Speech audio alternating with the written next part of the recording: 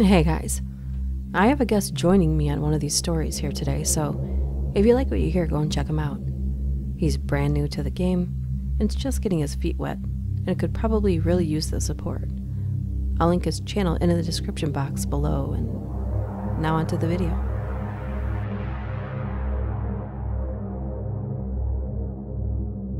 It was the midsummer, on a Sunday, when I planned to meet one of my girlfriends in San Bernardino. This happened to be a year ago. I was 15 at the time, and dressed in a pretty provoking manner.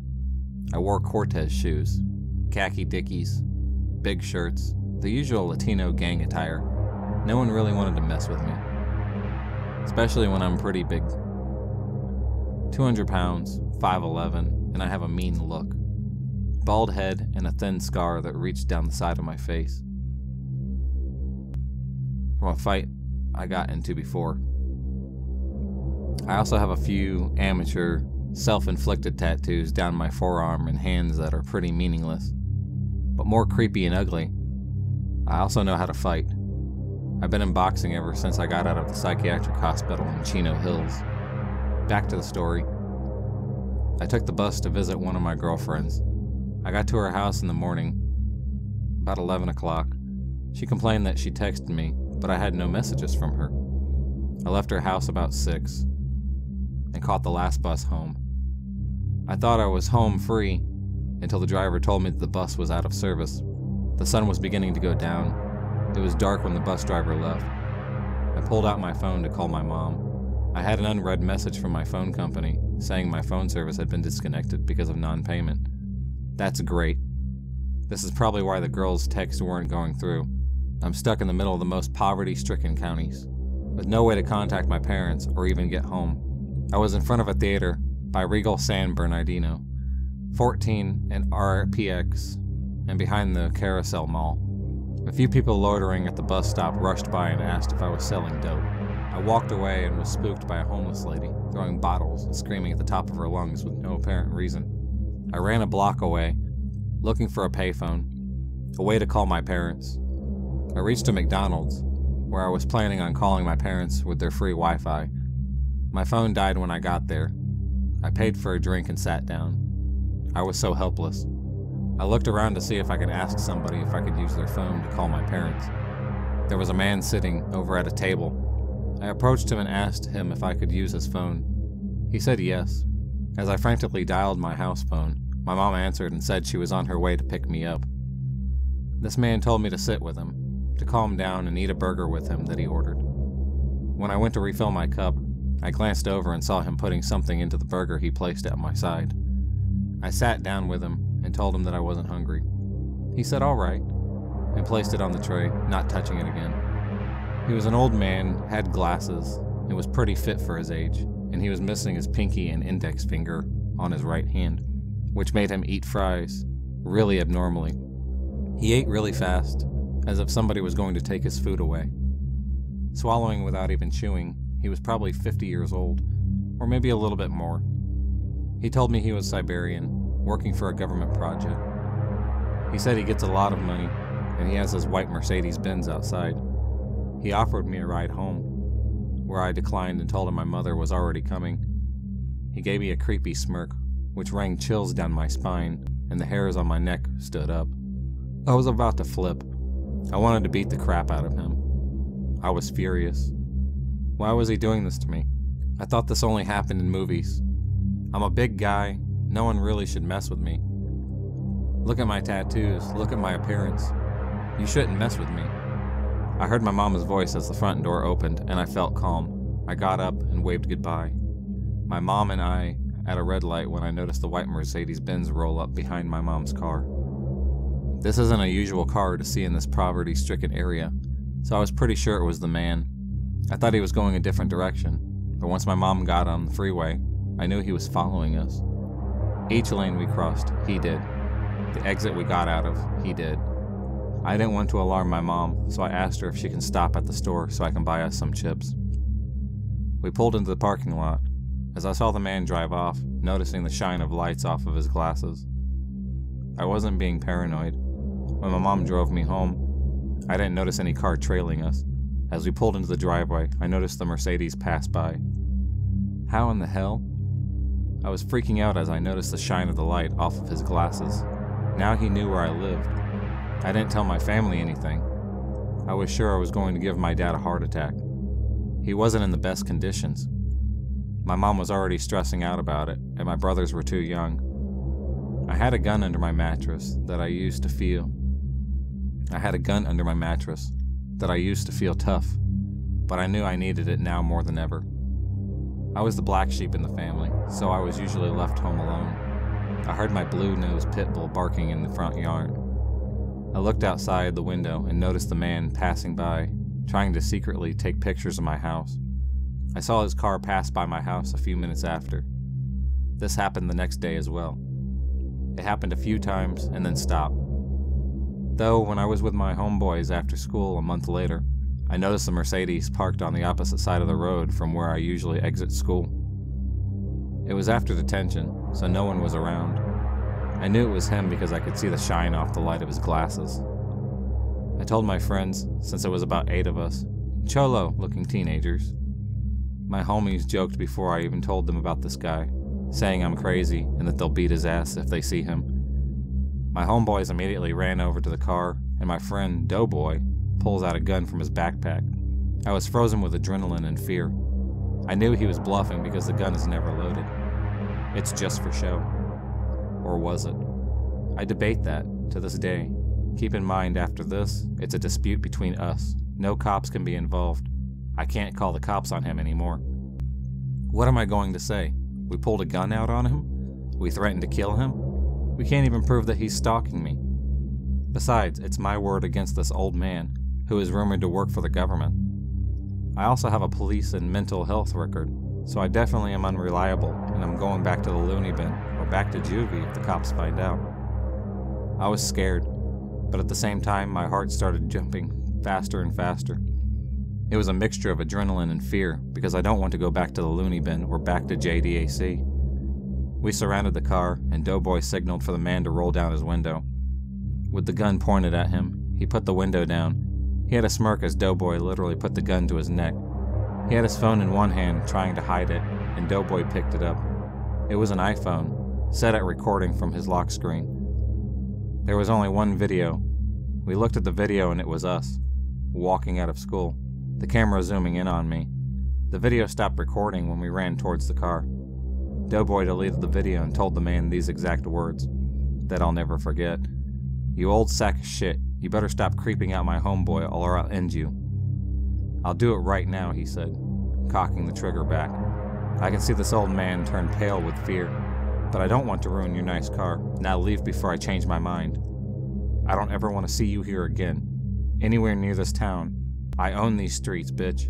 PIC, Doughboy 909's finest." We pulled Doughboy off the man, and he drove off. I never saw him again. It's been a year and a half that this had happened, and I never told anybody about this, except for my homies. Damn, I'm excited. Just talking about this. I still sleep with the gun under my pillow, and I have hellish nightmares about a man eating fries with 3 fingers. But I'm glad, first off. I'm glad I'm still alive because most people don't live through stuff like this. Second, I'm glad to have some erratic, gangbanging friends. Third, I'm glad I never saw that man after. Creepy, rich, stalker, Siberian old man that I met at McDonald's, let's not meet again. For your own safety, and mine.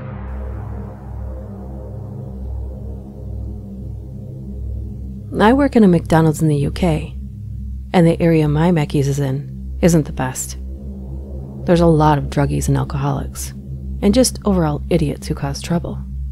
I'm usually pretty good at fending for myself and shaking things off, but this encounter really freaked me out. So it was a couple weeks ago. I'm working the drive-thru window, where you collect your food. It's not uncommon for guys to make inappropriate comments or innuendos when they come through the drive-thru because they don't really have to face any consequences.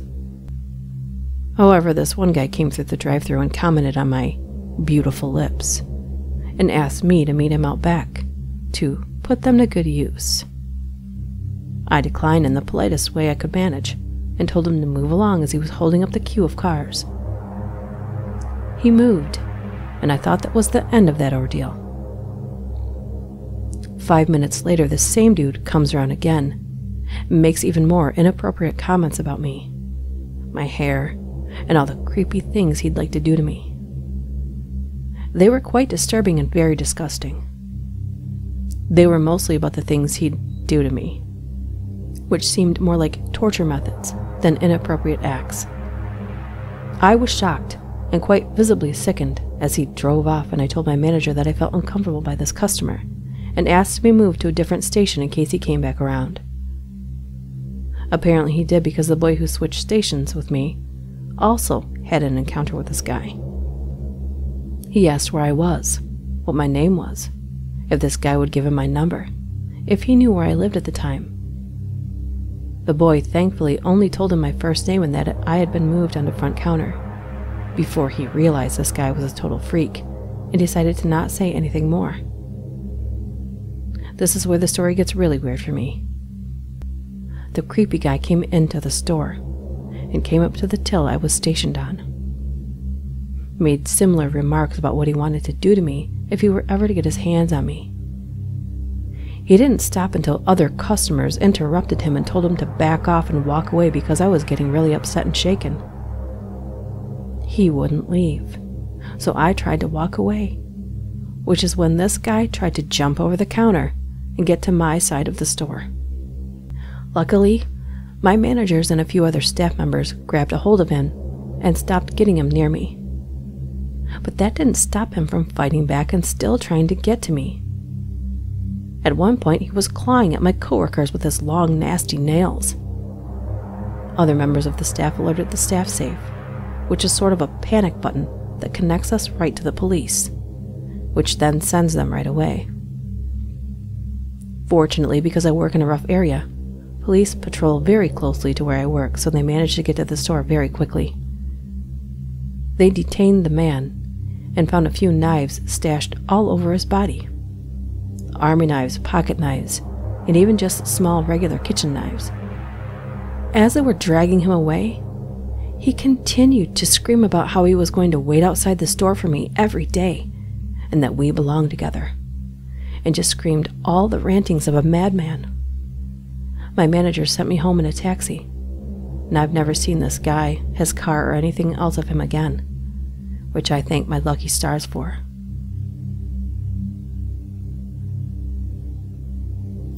I was almost kind of kidnapped.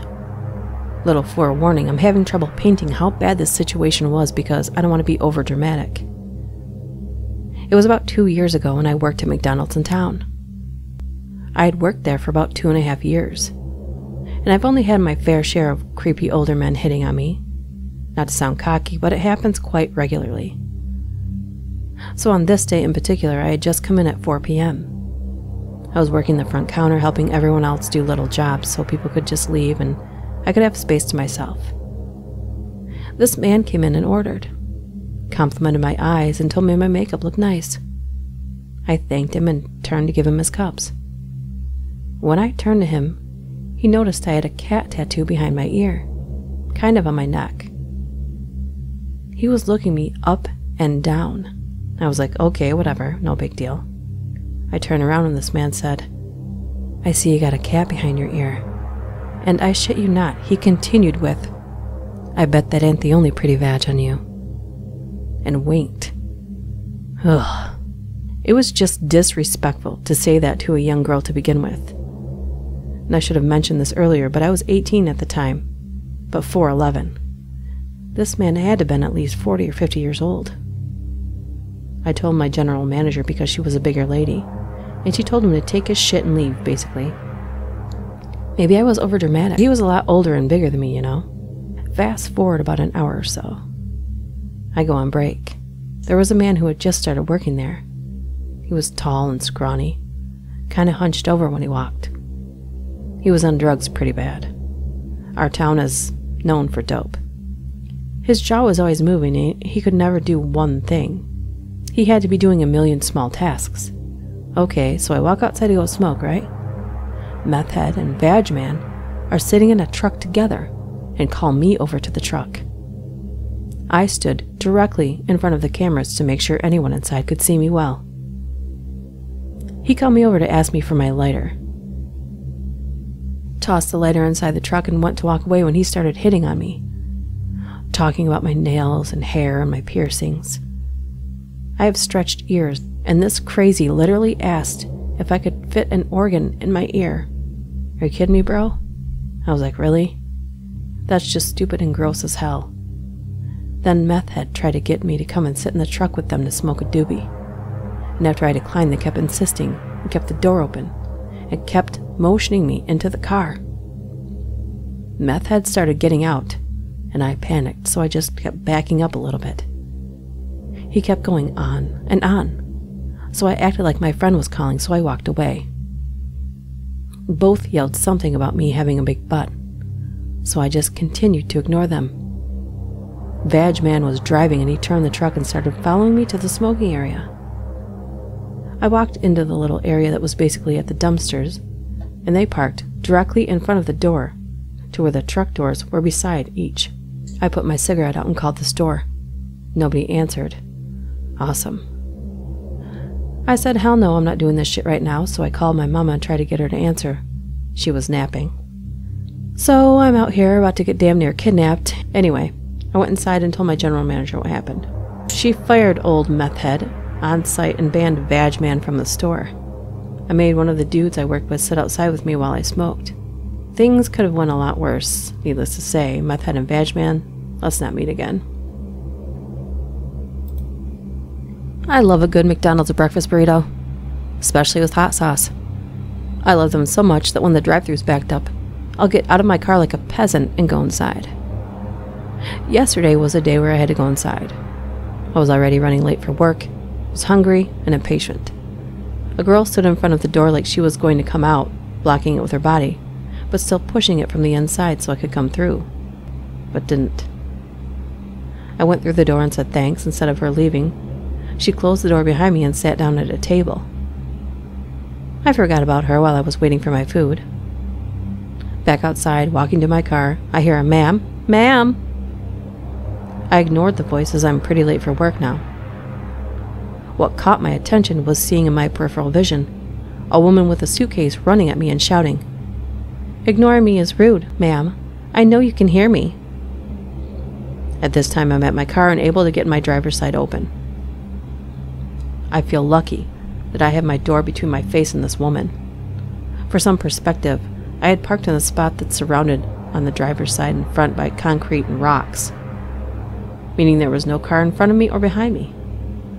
Instead of asking me for money to make a phone call, etc., this woman, I say woman, but she must have been in her early 20s, well-dressed, nice coat, hat, new backpack, great traveler suitcase. She demanded I give her a ride by saying, "You have to give me a ride to the terminal." I say I can't as I'm running late for work. And the terminal is a literal cakewalk from where we are. She continues to demand that I take her, rather than ask, and I start to get angry. I realize there's no reasoning with her, I thought. I'll put an end to her. I'll tell her, "I'm not taking you anywhere, I'm leaving." I get into my car, and as I'm turning it on, this woman starts tugging on my passenger's door handle and pounding on my windows. I'm glad that my Jeep is old school with manual locks, so no way my passenger door was unlocked. Once she realized she wasn't getting in, she ditched her suitcase and ran behind the Jeep. She began digging through her purse and pounding on my rear window glass. If you have an older Jeep, you know that the glass in the back window is pretty thin. The entire time, she's screaming about what a bitch I am. With her digging through her purse, my first thought is that she's going to slash my tires or shoot me. Fortunately, I was able to put the Jeep in four-wheel drive and roll up and over the concrete rock parking enclosure. I have oversized mudding tires and a serious lack of Jeep preservation, and peel the hell out of there. She's chased me to the sidewalk, and I lost sight of her. Goodbye, crazy McDonald's lady.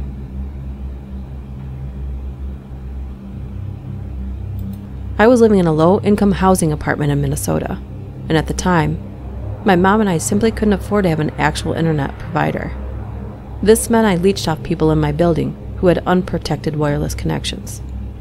Wherever their internet connections would go out, I would be forced to walk down to McDonald's in order to use the free Wi-Fi there. This had become a pretty common thing for me.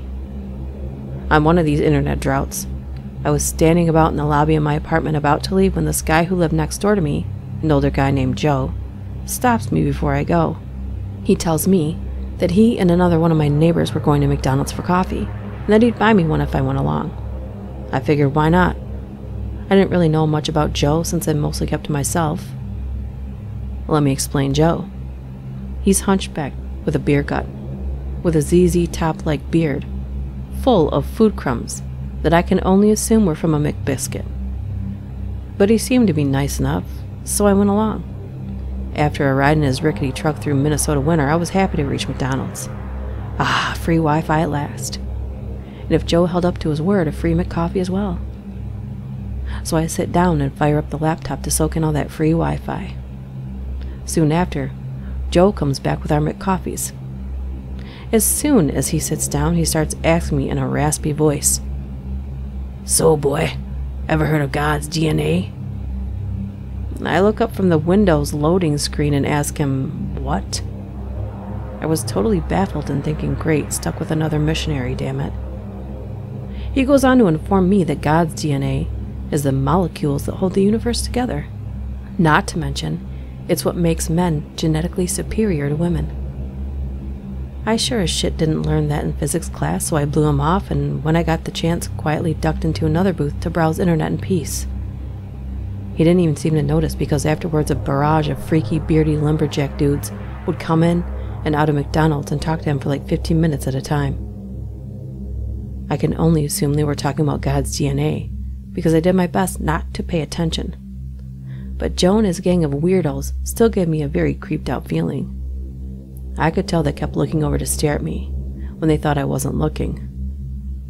Having had enough weirdness for the night, I decided to duck out when he hopped off to the bathroom. I assume only to take an epic shit. I took my chance, folded up the laptop, and headed out to brave the cold Minnesota winter on the way back home. I reckoned that having put up with the elements was still preferable to being around a bunch of weird-looking lumberjack creeps. I was almost back to the apartment when I heard the truck, slowly rolling up and crunching in the snow. I looked over my shoulder and saw Joe in his truck. Next to him was another one of those bearded bums from McDonald's. I waved to them but got no response. Whatever, I thought. I went home for the night after that creepiness. But then after that, every time I went to McDonald's, either Joe or one of his weirdo lumberjack buddies would be there. I could practically feel them leering at me. They always appeared grungy and disheveled. Forced to go to McDonald's just to use the internet, I tried avoiding them as much as possible. It almost seemed as if they knew ahead of time I was going to be there. Considering they all had a relationship with Joe, I think it's very likely that they actually did. Eventually, someone broke into Joe's apartment and stole his bicycle, prompting him to move elsewhere. I learned a couple of things about Joe after he left the apartment, such as that he traded most of his food stamps every month for drugs, and that he regularly told women in our apartment that he wanted to leave his body and spirit and ravish them in their sleep, whatever that meant. After this point, I saw the McDonald's stalker only sparingly, and then never again. At the time, I was a 16-year-old female working at McDonald's. At the McDonald's I worked at, you were on a headset, and you're normally required to be at the first window to also take payment.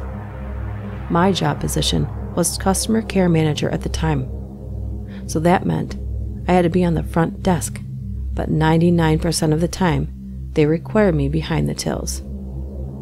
So I was having a normal day, working a long shift, but having a normal working day. I happened to be on the headset in first window that day. Anyway, my headset buzzes to let me know there's someone at my drive-thru lane.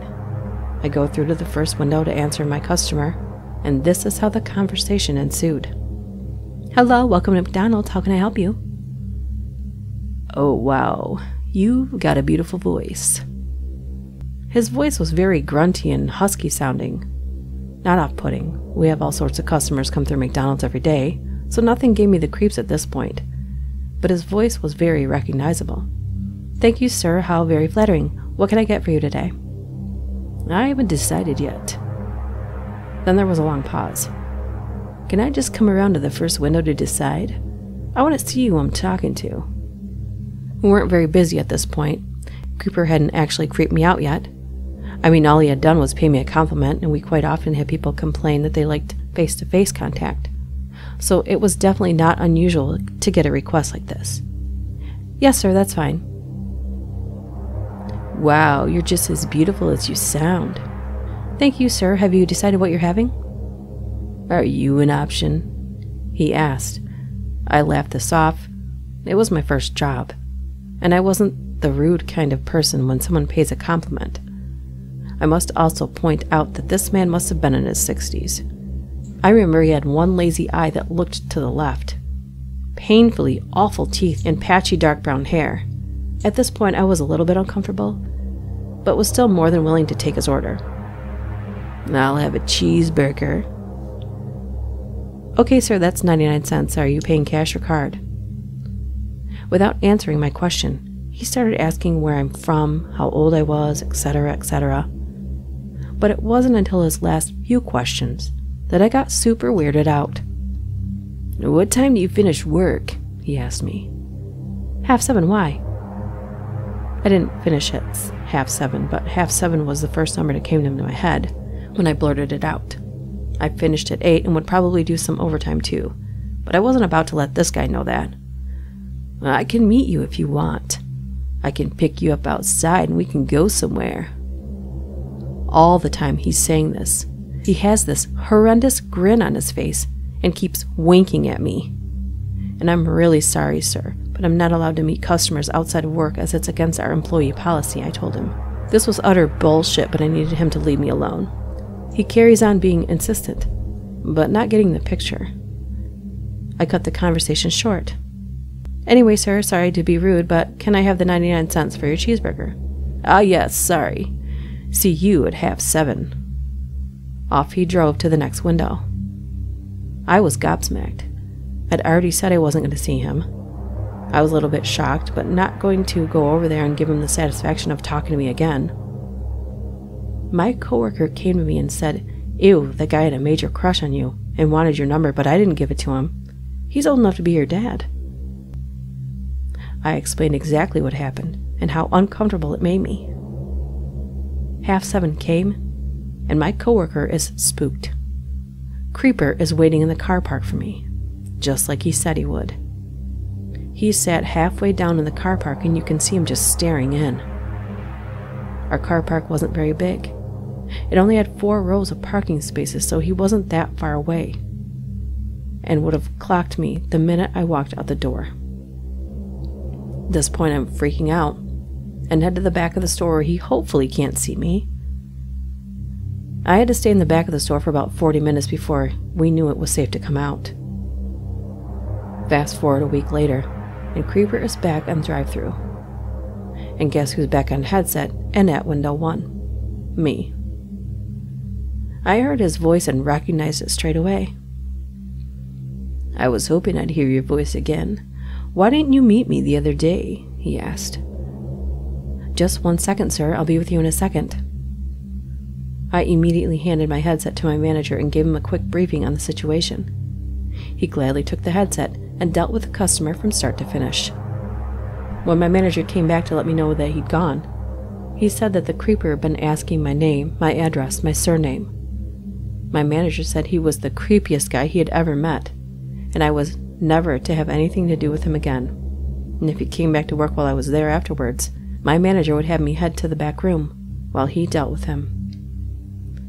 He still always asks about me. You know, I've heard over the years that McDonald's is most people's first jobs as teens. And now apparently, it's the first place to either be creeped out by a weirdo or become the creeper yourself. See you next time.